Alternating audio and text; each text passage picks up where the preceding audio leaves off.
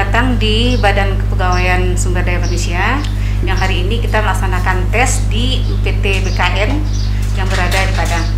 Pertama sekali kami mengucapkan selamat ya kepada Bu Siska karena pada hari ini nilai tertinggi ya, dapat nilai tertinggi ya.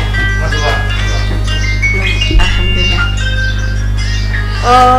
Pertama sekali, ini mungkin pertanyaannya relatif, semua orang pasti nanya ini. Apa sih motivasinya ikut tes CPNS ini? Motivasinya pertama kali jujur itu untuk profesi bagaimanapun kita tahu kalau di dalam kehidupan masyarakat posisi PNS itu dianggap adalah posisi yang nyaman. Nah, yang lain yang mendasar adalah kebetulan saat ini saya udah menjadi ibu rumah tangga. Kalau dulu pernah bekerja swasta dan waktu kerjanya itu sangat sulit untuk disesuaikan sebagai ibu rumah tangga, dan berharap untuk bekerja sebagai PNS ini dan melihat pengalaman di lapangan yang ada, sepertinya PNS lebih cocok untuk seorang ibu rumah tangga, dan tentunya tidak lupa saya ingin mengabdikan diri untuk negara Indonesia. Iya, mungkin itu jawabannya ya. Tadi dari soal-soal yang diberikan, Siska mungkin dapat menjawab ya. Insya Allah dapat menjawab sebagian besar. Nah, dari soal yang diberikan tadi, gimana rasanya? Apa terlalu susah, sedang atau gimana? Sejauh ini karena kebetulan sesuai dengan bidang keilmuan saya, sedang rasanya Bu. Tidak dikatakan mudah, tidak, tapi sedang, tidak terlalu susah.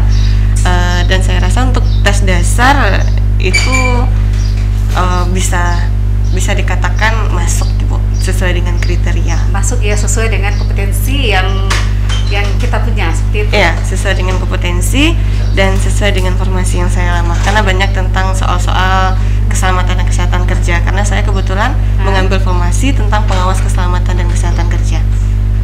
Nah, ini gini ya, Bu Siska melamar di Agam ya? Iya. Melamar di Agam, sekarang tinggalnya di mana? Kebetulan saya tinggalnya di Kabupaten Solok, di Alahan Panjang tepatnya. Iya. Untuk diketahui bersama, kalau kita udah memilih profesi sebagai PNS, itu ada konsekuensinya. Konsekuensi yang harus kita laksanakan. Seperti misal, kita kan udah berkeluarga nih, sementara untuk menjadi PNS ini, apalagi sekarang, itu kita diikat dengan perjanjian, tidak boleh pindah selama 10 tahun. Nah, ini gimana menyikapinya?